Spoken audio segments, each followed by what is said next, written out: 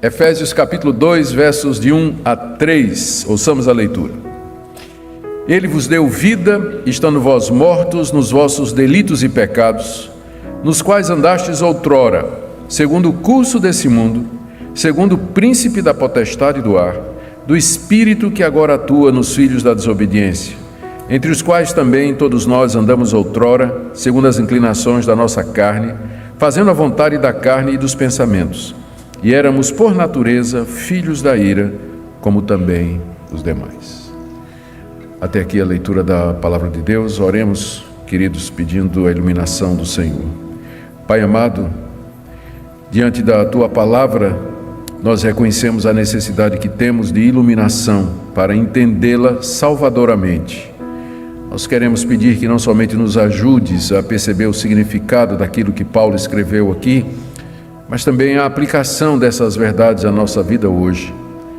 Eu oro em particular por aqueles irmãos e irmãs que aqui estão nessa manhã e que de alguma forma estão influenciados por conceitos errados a respeito de si mesmos e da humanidade em geral e do estado em que as pessoas se encontram diante de Deus. Nós pedimos que hoje pela manhã Tu nos esclareças para que vejamos a nossa real situação diante de Ti, na clareza que Paulo expõe esse assunto aqui. Ouve, ó Deus, a nossa oração, nós pedimos em nome do Senhor Jesus. Amém. Queridos, vamos fazer um resumo do que nós vimos no capítulo 1, para a gente entender o que é que Paulo está fazendo aqui no início do capítulo 2. Por que isso é importante?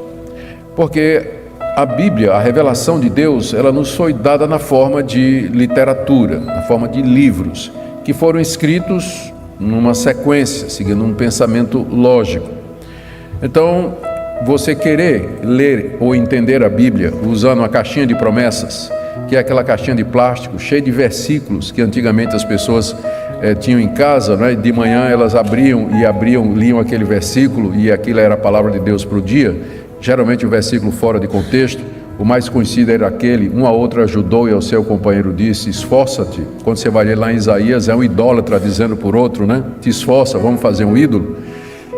A gente tem que ler a Bíblia em contexto, porque é a mesma coisa você querer abrir um livro de matemática e entender uma fórmula que está no meio do livro de matemática, sem antes você ler todas as explicações, os pressupostos e o raciocínio que leva à elucidação daquela fórmula.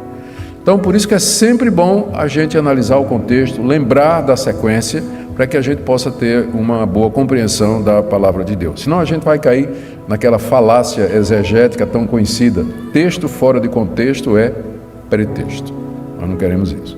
Então, vamos fazer um resumo do capítulo 1, para a gente ver o que é que Paulo disse até agora, para que o início do capítulo 2 fique claro para nós. No capítulo 1, Paulo expôs o glorioso plano de redenção elaborado pelo Deus triuno.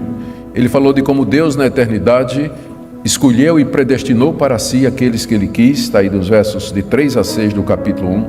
Depois, Paulo fala de como Deus Filho se tornou homem e com seu sangue redimiu os eleitos e predestinados, segundo a vontade de Deus, capítulo 1, de 7 a 12. E, finalmente, como a terceira pessoa da Trindade, o Espírito Santo, aplica nos nossos dias os benefícios da morte de Cristo naqueles que o Pai elegeu, servindo de selo e penhor. São os versículos 13 e 14 do capítulo 1. Depois de expor esse plano maravilhoso, profundo, misterioso de Deus, Paulo ora por iluminação em favor dos seus leitores. Ele ora para que os efésios pudessem compreender a esperança desse chamado, está aí nos versos 15 a 18. Em seguida, a riqueza da glória da herança deles, o que é que Deus tinha preparado para eles, verso 18, e a suprema grandeza do poder de Deus que está agindo na vida deles para conseguir tudo isso, para operacionalizar tudo isso, que é o verso 19. E ao falar da suprema grandeza do poder de Deus, o apóstolo Paulo faz uma digressão para mostrar esse poder, para mostrar a magnitude desse poder operando na vida de Jesus Cristo. Ele diz que esse mesmo poder que age nos eleitos, dando a eles todos os benefícios de Cristo Jesus, que Cristo conseguiu na cruz do Calvário, é da mesma ordem do poder que Deus exerceu em Jesus Cristo quando o tirou de entre os mortos. ele fala que esse poder está presente na ressurreição de Cristo, verso 20, na glorificação de Cristo, ainda verso 20, na sua exaltação, verso 21, no seu senhorio, verso 21, e no fato dele ser o cabeça de todas as coisas e ser o cabeça da igreja, versos 22 e 23. Agora, para destacar ainda mais a grandeza desse poder que atua em nós para a salvação, Paulo descreve o estado em que os efésios estavam quando Deus atuou neles, quando Deus operou neles. E o estado que Paulo descreve aqui é um estado de total desesperança, total inabilidade e total impotência. Ele se refere aos efésios como estando mortos, como sendo escravos e destinados à ira de Deus. É contra essa descrição sombria do estado espiritual dos efésios que Paulo joga em relevo o poder de Deus. O poder de Deus se verifica grande por conta da grandeza da tarefa necessária, da dificuldade envolvida. A salvação de um pecador exige tanto poder quanto a ressurreição de um morto. Em linhas gerais é isso que Paulo vai dizer aqui. Para que você seja salvo, o poder necessário para isso é o poder equivalente à ressurreição de um morto. É o mesmo poder que agiu em Jesus, tirando dentre os mortos, e é o mesmo poder que age em nós hoje. Então, agora, hoje pela manhã, eu quero focar nesses 3 versículos, onde nós temos 5 descrições, ou 5 pontos que o apóstolo Paulo traz aqui para descrever esse estado espiritual. Então, nós vamos começar lembrando que essa expressão, ele vos deu vida, ela não está no original grego, ela não está. Por quê? Na verdade, o original grego começa assim: vocês estavam mortos, estando vocês mortos nos delitos e pecados, aí Paulo iria acrescentar, ele vos deu vida. Mas aí ele sentiu a necessidade de elaborar isso. O que é que significa estar morto em ofensas e pecados? Aí ele começou a dizer: andar segundo o mundo, estar debaixo do poder do diabo, ser filho da desobediência. E aí ele só volta ao assunto no verso 5, está vendo aí, ó? E estando nós mortos em nossos delitos, no verso 5 ele retoma o assunto do verso 1. E aí ele diz: nos deu vida juntamente com Cristo. Como fica muito estranho, os nossos tradutores pegaram nos deu vida do verso 5 e empurraram no início do verso 1 para poder fazer sentido. Ele nos deu vida, estando nós mortos nos vossos delitos e pecados. Isso é muito importante, mas, num certo sentido, quebra a força do que Paulo está dizendo aqui, porque ele não está começando assim dizendo, ele nos deu vida. Ele está começando dizendo, vocês estavam mortos. Vocês estavam mortos, mortos por isso, por isso, por isso, por isso. E nessa condição de morte, ele vos deu vida. Só no verso 5 é que aparece, ele vos deu vida. Então, é realmente uma descrição tenebrosa, né? Tenebrosa, terrível do estado em que o homem se encontra. E que Paulo descreve a partir então de 5 pontos que ele coloca aqui. Que eles estão mortos nos delitos e ofensas, que eles estão escravos do mundo, que eles eram escravos do mundo, que eles eram escravos do pecado, do diabo, eles eram escravos da carne e eram filhos da ira. Vamos ver cada um desses pontos, na expectativa de entendermos melhor a que o pecado reduziu a raça humana e por que nós precisamos do Evangelho e de um poder tão extraordinário para nos livrar dessa situação em que nós nos encontramos. Então, morte nos delitos e pecados, verso 1. Estando vós mortos nos vossos delitos e pecados. Mortos aqui significa morto mesmo. E uma das coisas que eu não... trabalho pastoral inclui muitas coisas. Uma delas é fazer cerimônia fúnebre. E não é uma parte muito agradável, especialmente quando a gente vai celebrar o culto fúnebre de uma pessoa que nós conhecemos em vida e com quem nos relacionamos em vida. É muito estranho ver aquela pessoa que estávamos acostumados a vê-la sorrindo, brincando, falando, andando, de repente está deitada ali naquele caixão completamente imóvel. E uma coisa que me incomoda muito é aqueles 2 chumacinhos de algodão no nariz, né? Eu tenho vontade de tirar para dizer assim, deixa respirar. Mas a pessoa não respira mais. Não respira mais. A pessoa não vai ouvir o choro da esposa, que fica para trás, saudosa. Não vai sentir as lágrimas dos filhos que caem sobre o seu rosto. Não vai sentir o perfume da sua esposa. Não vai ouvir as palavras de tristeza e de saudade que os amigos estão dizendo. Ele está morto. Ele não vai reagir a absolutamente nada. Absolutamente nada. É isso que morte significa. A pessoa não reage a absolutamente nada. Ao dizer isso, o apóstolo Paulo está dizendo que a situação do homem sem Cristo é como se ele estivesse morto em relação a Deus. Ainda que Deus lhe aparecesse, ele não veria. Se Deus o tocasse, ele não sentiria. Se Deus falasse, ele não ouviria. Ele não perceberia absolutamente nada de Deus, porque ele está morto espiritualmente, embora vivo biologicamente, vivo na vida normal, mas com relação a Deus, ele está completamente insensível, completamente morto. Veja, Paulo não está descrevendo aqui a situação de alguém que está num leito de hospital. No leito de hospital, numa situação grave, você reclama, você chora, você geme. Não, o quadro aqui é de necrotério. Você está lá estendido sobre aquela pedra fria, o cadáver. Não chora, não reclama, não diz nada, não geme. Você está morto. É essa a situação. Se Deus não lhe der vida primeiro, você não pode crer, você não pode se arrepender, você não pode entender o Evangelho, você não pode querer ser salvo, você não pode mudar de vida. Deus tem que lhe dar vida primeiro para que você possa reagir, porque o seu estado natural diante de Deus é esse de morte, é esse estado de morte. A causa da morte, Paulo nos diz aqui, são os nossos delitos e pecados. Estando vós mortos nos vossos delitos e pecados. Aqui, delitos e pecados são praticamente sinônimos, embora a palavra delito, ela pressupõe que há uma lei que foi quebrada. Então nós somos delinquentes.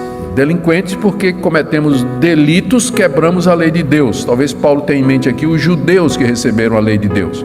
E pecado é aquilo que a gente faz em rebelião a Deus, sem necessariamente implicar que há uma lei sendo conscientemente quebrada. É o estado de rebelião do homem contra Deus que propriamente define mais o estado dos gentios. Então, delitos e pecados se resumem numa coisa: a desobediência a Deus, a hostilidade contra Deus, o descaso contra Deus, a inimizade contra Deus. E é isso que nos torna mortos diante de Deus.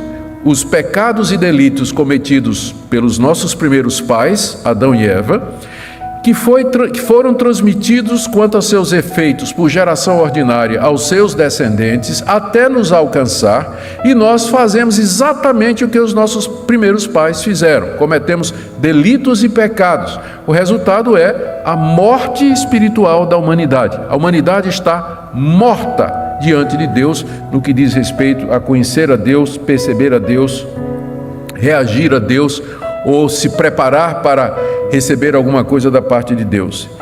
Essa figura que Paulo usa aqui representa a mais completa impossibilidade do ser humano reagir a qualquer ação de Deus. Deus pode chamar, Deus pode gritar, Deus pode bater na porta, eis que estou à porta e bato.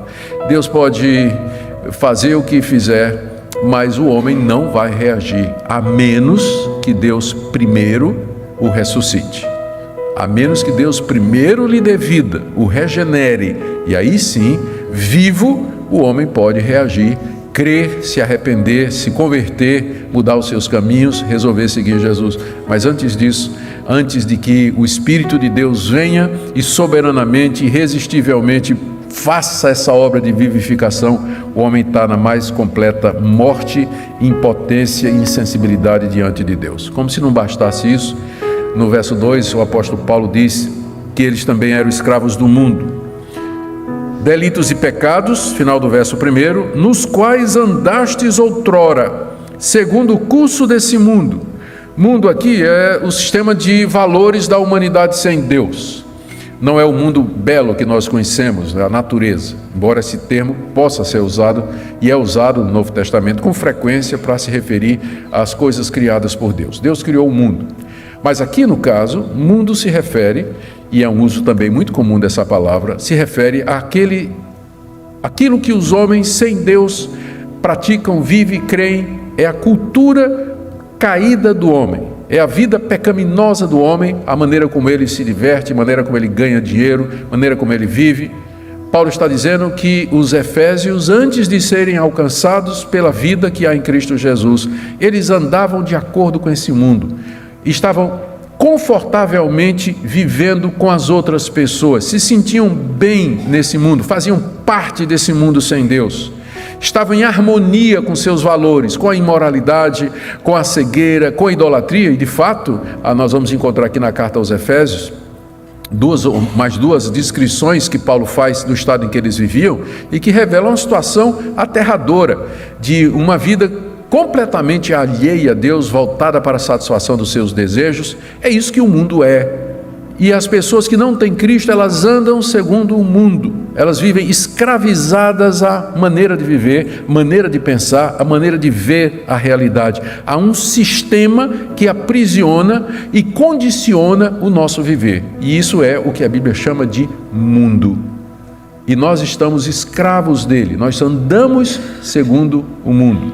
Terceiro lugar, Paulo diz, ainda no verso 2, que além de andarmos segundo o mundo, estamos mortos, andamos segundo o mundo, além disso, nós também somos escravos do diabo. Metade do verso 2. Andastes segundo o príncipe da potestade do ar, do espírito que agora atua nos filhos da desobediência. O príncipe das potestades do ar é uma referência ao diabo. Ele é chamado assim pelos seguintes motivos. Potestade significa poderes. A dificuldade é interpretar a qualificação poderes do ar. Talvez a explicação melhor para o que Paulo está dizendo aqui é que Satanás é o príncipe ou é o comandante dos poderes demoníacos que infestam toda a humanidade. Ar é aquilo que nos cerca. Na cosmologia judaica, o espaço entre nós e Deus era dividido em 3 andares. Havia as regiões mais inferiores, que seria a atmosfera, e lá no topo havia o terceiro céu, que é o paraíso, e onde Paulo foi arrebatado, segundo a experiência que ele teve em 2 Coríntios, capítulo 12. Era o lugar mais alto. O ar aqui é a região mais baixa, a nossa atmosfera, que Paulo diz está saturada de demônios. Eles estão em todo lugar. Talvez uma referência ao fato, talvez o pensamento aqui seja uma referência lá, tanto a Isaías quanto a Ezequiel, que aparentemente falam de uma queda de Satanás do céu. E como o próprio Senhor Jesus Cristo disse, eu vi Satanás cair do céu. E também lá no livro de Apocalipse diz que Miguel, na sua batalha com o dragão, precipitou Satanás para a terra. Então, a atmosfera, o lugar onde nós vivemos, ele está dominado, ele está impregnado por esses seres malignos. A batalha é bem real. Paulo vai descrever essa batalha mais adiante no capítulo 6, quando ele diz no verso 12, a nossa luta não é contra o sangue e a carne, mas contra os principados e potestades, contra os dominadores desse mundo tenebroso, contra as forças espirituais do mal nas regiões celestes, que seria exatamente esse espaço invisível que nos cerca e onde esses demônios estão presentes. Satanás é o príncipe deles, é o príncipe desse mundo.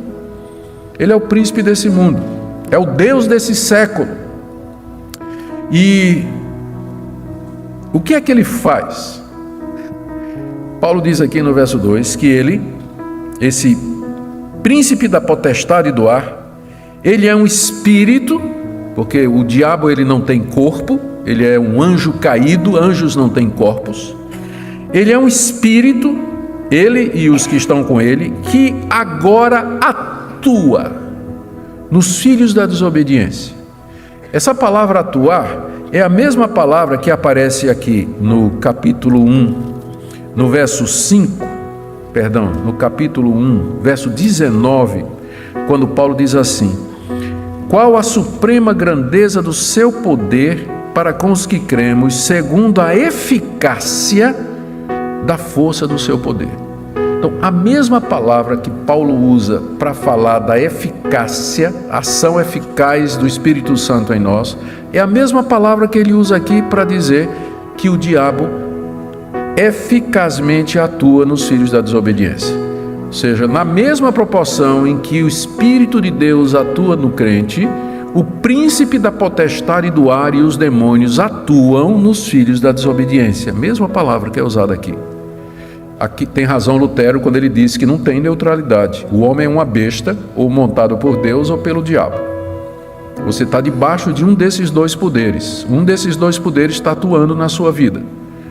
Ou o Espírito Santo, no poder de Jesus Cristo, ou o príncipe das potestades aéreas, dos poderes invisíveis que nos cercam, inimigos de Deus, estão atuando.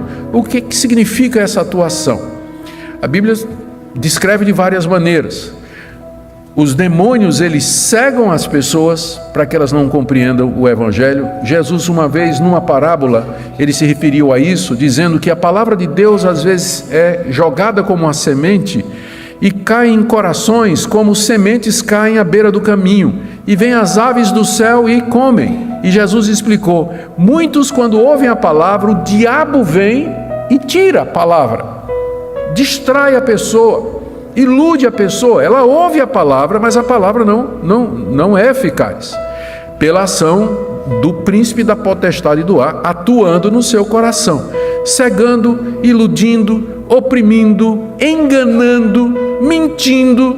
São muitas coisas, muitas estratégias que o príncipe das potestades aéreas usa para manter as pessoas longe de Deus e nesse estado de morte. É isso que ele quer: manter a humanidade nesse estado de morte e segundo o mundo do qual ele é o príncipe. Ele é o príncipe desse mundo. Então, é isso exatamente que esses poderes aéreos fazem. Eles estão ao nosso redor.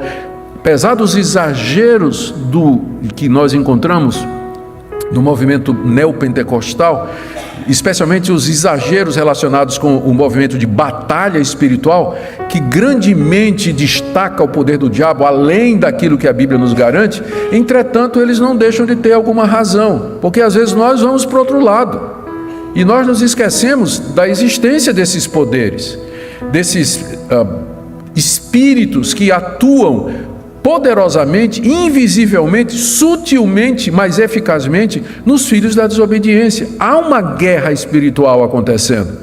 E às vezes, por conta dos exageros, a gente reage negando, não falando sobre isso, não nos apercebendo, quando a verdade seria: a gente deveria rejeitar o que está errado, mas concordar com aquilo que está certo. E de fato existe esse conflito, como Paulo aqui tão claramente diz: a humanidade está debaixo da atuação do príncipe das potestades do ar. Ele se refere aqui à humanidade como sendo os filhos da desobediência. Isso pode significar duas coisas. Primeiro, pessoas que por natureza estão acostumadas a desobedecer, que é uma boa descrição da humanidade. Por natureza nós desobedecemos, filhos da desobediência. Ou pode ser uma referência ao fato de que nós somos filhos do primeiro casal desobediente, que foi do primeiro casal que foi desobediente. Adão e Eva desobedeceram a Deus e nós somos filhos deles. Então nós somos filhos da desobediência, ou filhos desobedientes. Quer seja uma referência ao pecado original, quer seja uma referência aos pecados atuais, o fato é que a humanidade é chamada aqui de filhos da desobediência. Está muito diferente daquilo que as pessoas gostam de pensar a respeito de si mesmas. Eu sou filho de Deus, né?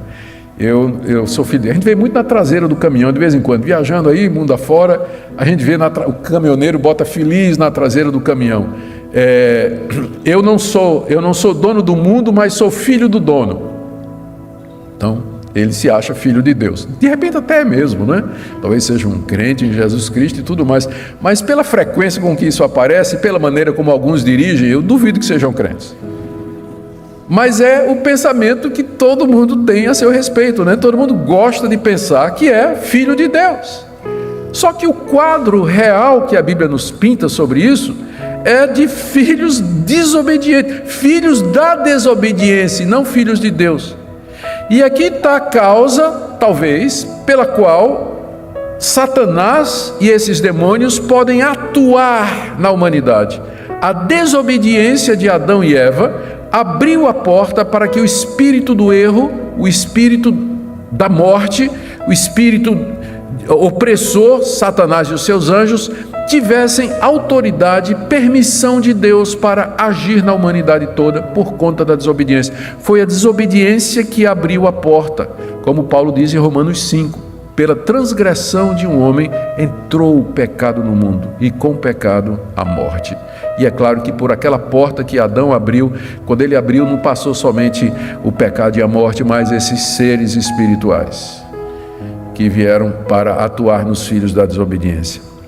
Mortos em ofensas e pecados, escravos do mundo e atuados pelo príncipe da potestade do ar. Em quarto lugar, verso 3, Paulo menciona uma outra escravidão, que é a escravidão da carne. Veja como ele muda aqui o discurso. Ele disse no verso 2 que os efésios andavam outrora segundo o curso desse mundo e segundo o príncipe da potestade do ar. Aí no início do verso 3 ele já diz, entre os quais também todos nós. Antes ele tinha dito vós, mas agora ele está dizendo nós. Temos que lembrar que Paulo está escrevendo para uma comunidade gentílica, Paulo sendo judeu. E essa questão judeu-gentil era muito aguda no primeiro século. O que Paulo está querendo evitar aqui é que os efésios digam assim, mas espera aí, Paulo, essa descrição terrível, é só a gente que é assim? Paulo diz, não, também nós, eu e os demais judeus, nós estávamos na mesma situação, não há diferença nesse sentido. Os judeus receberam a lei de Deus, mas eles quebraram essa lei, transgrediram essa lei, cometeram delitos, e eles estão mortos nas suas ofensas e pecados. Paulo não está tirando essa ideia da cabeça dele, ele está seguindo o que Jesus ensinou. Lembra quando Jesus se dirigia aos fariseus e disse assim, fariseus, vocês são hipócritas, vocês são como sepulcros caiados, vocês parecem bonitos aos homens. Já foram visitar cemitérios em que a tumba ou a lápide é de granito, é de mármore, muito bem elaborado, com letras bonitas, cheio de flores e tudo mais, parece um lugar limpo, mas dentro está cheio de ossos de mortos, decompostos. Foi essa figura que Jesus usou para se descrever o fariseu. Ele parecia vivo, mas na verdade por dentro ele era uma sepultura cheia de ossos mortos, de carne pútrida, decomposta. Essa é a situação. Então, para deixar claro que ele não está falando só dos gentios, aqui ele já se inclui. Em quem também nós judeus, todos nós andamos outrora.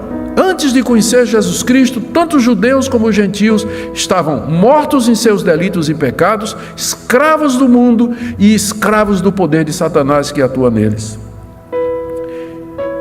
Entre os quais todos nós andamos outrora, aí ele acrescenta, segundo as inclinações da nossa carne, fazendo a vontade da carne e dos pensamentos. Carne aqui é usada no sentido pejorativo, não é o tecido que recobre os nossos ossos, mas é uma expressão, é muito frequente o uso da palavra carne para descrever a nossa natureza pecaminosa, essa natureza que caracteriza os filhos da desobediência e a natureza de pessoas mortas. Por que é chamado de carne essa corrupção do nosso coração?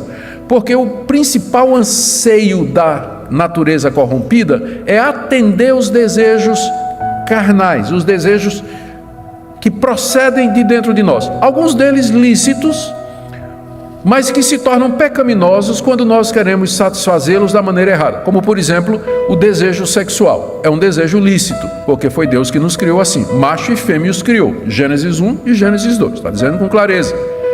Só que Deus disse muito claramente como é que o desejo sexual ele deve ser satisfeito. O casamento é o âmbito em que o impulso sexual pode ser legitimamente satisfeito. Fora disso, a Bíblia usa termos como fornicação, prostituição, adultério e uma lista de outros nomes. Então, o desejo sexual em si, ele é bom. O problema é quando você vai querer satisfazê-lo da maneira errada, no tempo errado, com a pessoa errada. Então, é isso que nós chamamos de carne, o desejo de você atender os desejos naturais do seu corpo, sem levar em consideração o que Deus diz a respeito deles. E as pessoas vivem para isso, não vivem? Elas vivem exatamente para isso. O que é que o homem moderno faz hoje? Ele quer fazer dinheiro, ele quer fazer guerra e ele quer fazer sexo. É a mesma coisa dos homens de 2000 anos atrás. A diferença é que hoje eles fazem isso pela internet. Mas é a mesma coisa. Mesma coisa. É isso que Paulo chama aqui de carne. E, metade do verso 3, andamos segundo as inclinações da nossa carne. A carne inclina a pessoa, inclina o arbítrio. É por isso que a gente fala que não tem livre arbítrio, porque o arbítrio é inclinado para os desejos da carne. Há essa inclinação no coração. Teríamos livre-arbítrio se o nosso coração fosse livre. Ele pudesse ir livremente em qualquer direção, mas ele não é. Ele é um coração que debaixo de todas essas condições aqui. Então, a carne tem uma inclinação. E essa inclinação que as pessoas seguem essa inclinação, fazendo a vontade da carne e dos pensamentos que caracteriza a nossa sociedade. É só você pegar a revista Caras, né? Ou Eles e Elas, acho que nem tem mais isso aí. Ou era da minha época de vai escutar, vai ver os shows aí de celebridades, ou ver os filmes de Hollywood e as séries e tudo mais. Tem umas até razoáveis. Vai ver isso aí, você vai ver que o tema sempre é esse. Pessoas em busca da sua felicidade, pessoas em busca de satisfazer os seus prazeres, e para isso elas fazem o que tiver de fazer. Mulheres são abandonadas por maridos que simplesmente descartaram essas mulheres porque não se sentem mais felizes no casamento. A mulher não satisfaz mais. Larga e vai arrumar outra. Troca uma de 50 por duas de 25, como o pessoal diz, não é? Faz exatamente isso. É uma sociedade voltada para si, egoísta, consumista, voltada para o prazer, para o hedonismo, que é o nome que se dá a isso. Viver para o prazer. É isso que Paulo está descrevendo aqui. Essa é a agenda do homem sem Deus. Ele vive segundo a inclinação da sua carne para satisfazer a vontade da carne e dos pensamentos. Deus passa longe do pensamento dele. Ele não está nem aí para querer saber o que é que Deus quer, como é que eu faço para agradar a Deus, como é que eu posso servir a Deus e tudo mais. Quinta coisa que Paulo diz: primeiro, estão mortos. Segundo, escravos do mundo. Terceiro, escravos do diabo. Quarto, escravos da carne. E agora, quinto, filhos da ira. Final do verso 3. E éramos, por natureza, filhos da ira, como também os demais. E éramos nós, judeus, filhos da ira, como também os demais homens, os gentios. Tanto judeus como gentios, por natureza, são filhos da ira. Filhos da ira não é difícil de entender, se você lembrar que antes Paulo usou o termo filhos da desobediência. Como a desobediência do homem provoca a santidade de Deus e a sua justiça, a reação justa de Deus à desobediência é a sua ira. A ira de Deus não pode ser confundida com a raiva humana. Deus não se ira como nós ficamos irados. Geralmente a nossa ira é egoísta, ela é centrada em nós e ela vem de alguma frustração nossa. A ira de Deus é a reação santa do seu caráter justo, que tem que punir o pecador e tem que punir o pecador e não inocentar o culpado. Então, a natureza de Deus reage à desobediência. E como resultado, os desobedientes estão debaixo da ira de Deus. Então, se você é filho da desobediência, isso significa naturalmente que você também é filho da ira. Ou seja, você está debaixo da ira de Deus. Ou colocando de outra forma, você nasceu numa raça que está debaixo da ira de Deus, porque é uma raça desobediente. E ele diz, por natureza, E aqui é uma referência clara ao pecado original. Nós nascemos assim. Já nascemos inclinados a todo mal, por natureza. É o que você é por natureza, é o que você é naturalmente, é o que você faz naturalmente. Você não precisa nem se condicionar ou usar algum truque para você fazer o pecado e o mal. Você faz tão naturalmente, sai da sua boca com tanta facilidade. Os olhos ficam gulosos sobre coisas com tanta facilidade. Você ouve coisas, o ouvido estica, né? A orelha vai escutando conversa que você não deve. É natural, porque nós somos por natureza filhos da desobediência e, como tal, filhos da ira. Essa é a descrição que Paulo faz iniciando o capítulo 2 para dizer por que é necessário um poder semelhante ao poder que ressuscitou Jesus Cristo para salvar você. É porque sua situação é essa. Sua situação é essa. Com isso, o apóstolo Paulo, com essa descrição, ele coloca em relevo e destaque o poder de Deus na vida dos seus eleitos. Como é que Deus... O que foi necessário Deus fazer para nos trazer da morte para a vida? A resposta é: calcule a partir do estado em que você estava. Você estava morto, você era escravo, sua vontade era corrompida, a inclinação da carne, você vivia para isso, você é filho desobediente e você está debaixo da ira de Deus. Calcule o poder que é necessário para salvar você. Então, por isso essa descrição aqui. Segundo, Paulo quer mostrar a grandeza da graça de Deus, que Deus quis salvar pecadores de entre a humanidade, é sempre motivo de maravilha para nós. A graça de Deus em não nos abandonar e dizer: vão todos para o inferno mesmo, filhos desobedientes. Que Ele quis salvar pecadores para a sua glória, do meio da humanidade perdida, sempre é motivo de maravilha para nós e de espanto. Porque a gente diz assim: se eu fosse Deus, eu não tinha aguentado metade do que a humanidade fez com ele, não é? Já tinha aberto o inferno e sacudido todo mundo lá dentro. Ainda bem que nós não somos Deus, não é? Ainda bem que nós não somos. Mas a paciência de Deus, a misericórdia, a Bíblia chama isso de longanimidade de Deus, em suportar a humanidade e ainda de entre ela tirar pessoas para o louvor da sua glória mediante o Evangelho. E aí Paulo também aqui está querendo enfatizar a necessidade de que Deus viesse em socorro da humanidade e que Deus interviesse. Note que o próximo verso que nós veremos no próximo domingo começa assim: mas Deus, que eu acho que são as duas palavrinhas mais importantes dessa passagem, porque elas assinalam a intervenção de Deus nesse quadro caótico e desesperador.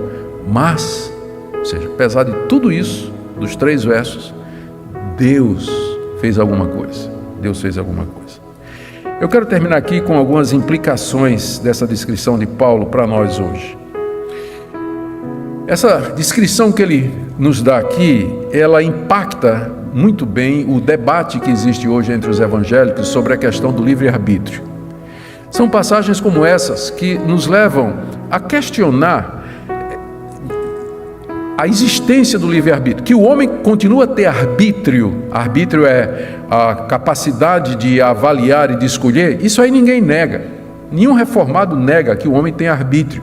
Nosso problema é com a expressão livre, porque livre significa um arbítrio que livremente, isento de influências externas e internas, pode decidir entre o bem e o mal. Diante dessa passagem, não tem como aceitar que o homem, por natureza, ele seja livre para renunciar a esse mundo, virar as costas para esse mundo, romper o domínio do diabo, sair da sua morte e dizer: eu quero Deus, eu quero Cristo, eu quero me converter. Essa passagem, ela coloca a questão do livre-arbítrio no seu devido lugar. Arbítrio nós temos, só que ele não é livre. Ele é sempre virado para o mal, inclinado para o mal, é presa à atuação do diabo, é o arbítrio de alguém que está morto em ofensas e pecados e que anda de acordo com o mundo. Essa passagem também ela é boa para um outro debate, porque com certeza, se você está acompanhando aqui, em vez de estar vendo aí o replay do jogo do Flamengo no seu celular, se você está me acompanhando aqui, você iria logo dizer o seguinte: pastor, mas essa descrição é terrível, ela não bate com o que eu vejo, porque eu conheço gente que não é crente, que é mais crente, quer dizer, que faz coisa melhor do que o cristão. Eu tenho um vizinho que é ateu, o cara contribui para hospital, ele construiu uma creche, ele dá sopão para os pobres, é uma pessoa boa, cuida bem dos seus filhos, pastor. Então essa descrição que o senhor está dando aqui não bate com aquilo que eu vejo na realidade.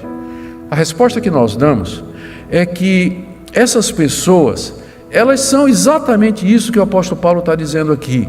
E se alguma coisa boa elas fazem, isso é a graça de Deus, a misericórdia de Deus, que a gente chama de graça comum, operando na humanidade para evitar que a gente seja tão ruim quanto a gente pode ser. Isso aqui é a descrição de todos nós somos isso aqui. Deus, na sua misericórdia, Ele não somente resolveu salvar um povo dessa situação, mas aos demais Ele estende a sua graça comum. Como Jesus disse, Deus faz com que a chuva caia sobre o quintal do justo e do injusto. O descrente, ele é abençoado com prosperidade, com saúde, com boas intenções, com boas virtudes, só que essas coisas não procedem de um coração regenerado, elas procedem de um coração contaminado pelo pecado, e da perspectiva bíblica nunca podem ser consideradas como boas obras. Boas obras são aqueles atos de obediência a Deus que partem de um coração regenerado, vivo, que são fruto da nossa fé em Deus e em Cristo Jesus. É somente isso que Deus considera como boa obra. O mais é o homem morto tentando se justificar, tentando apaziguar a sua consciência, tentando ganhar mérito diante de Deus. Por isso ele vende e dá aos pobres, por isso ele contribui para a creche, por isso ele é bondoso, por isso ele se guarda de fazer o mal, pelo menos na frente dos outros, mas não é porque ele ama a Deus e porque ele crê no Senhor Jesus e porque ele foi regenerado. Porque o estado real da humanidade é esse aqui. Todo bem que existe no mundo procede de Deus e não do coração humano. Todo bem no mundo vem de Deus e não do coração humano. Uma outra área em que essa passagem nos ajuda a entender é a área da questão da salvação. Esse quadro aqui é devastador. Nós precisamos da graça. Talvez você esteja aqui hoje e secretamente no seu coração você tenha esperança de que Deus vai lhe dar um tratamento diferenciado, porque você não é tão ruim como certas pessoas. Você vai dizer assim: pastor, eu sou ruim, mas você precisa ver o meu vizinho, acaba bate na mulher. Eu nunca levantei a mão para bater na minha. Então, no fundo, todos nós somos tentados a pensar que seremos tratados diferentes por Deus, porque existe alguma virtude, algum mérito, alguma coisa em nós. Eu espero que Efésios 2, de 1 a 3, cure você dessa heresia hoje. Não há nada em você que atrai o favor de Deus. Não há nada em você que mereça alguma coisa de Deus. E o pior, não há nada que você possa fazer, porque o estado é esse aqui. Você está morto, você está naquela tábua do necrotério, estendido ali com o lençol por cima, frio, inerte, insensível. Esse é o seu estado diante de Deus, e acorrentado ali pelos poderes do mundo e do diabo e da carne e dos pensamentos, filho da ira e filho da desobediência. Não tem nada que você possa fazer. Se Deus não vier salvar você, se Deus não vier no seu encalço, se Ele não abrir os seus olhos, tocar no seu coração, dar vida a você, você vai continuar no seu auto-engano. Você vai continuar pensando que é uma pessoa que merece alguma coisa de Deus e que no fim vai dar tudo certo, Deus vai dar um jeitinho. Não vai não. Não vai não. Deus não faz vista grossa esse tipo de coisas. E por último, eu queria só dizer aqui, que aqui eu encontro uma das muitas razões pelas quais eu creio que o cristianismo de fato é a religião que Deus revelou. Se eu fosse criar uma religião, se fosse inventar a religião do zero para ter muitos adeptos, eu ia fazer uma religião onde a antropologia, que é a visão do homem, seria extremamente positiva. Eu iria elogiar as pessoas. Eu iria dizer para elas: olha, na minha religião você vai ser valorizado. Na minha religião nós vamos reconhecer o seu potencial. Você só precisa tomar consciência disso, se libertar. Ouça a sua consciência, ouça o seu coração, porque tem bondade diante de você. Vamos desenvolver o potencial que você tem dentro de você. Se eu fosse inventar a religião, eu faria isso, porque quem é que não quer ouvir isso? E quem é que quer ouvir isso aqui? Ninguém. Que eu estou morto, que eu vou para o inferno, que eu sou filho da desobediência, que eu estou debaixo da ira de Deus, que eu sou escravo da minha carne. Essa é a religião mais impopular do mundo. É por isso que nós dizemos, ela não foi criada por homens, não foi criada pelo apóstolo Paulo, ela é a revelação de Deus, a verdade a nosso respeito. O cristianismo nos dá uma visão realista da situação em que a humanidade vive. Por isso que é a palavra de Deus, por isso que é verdadeiro. E é por isso que você deve crer nessas palavras e abraçar de todo o coração para a sua salvação e para a vida eterna, porque fora do Evangelho de Cristo você não vai encontrar perdão e redenção. Amém? Vamos ficar em pé e vamos orar?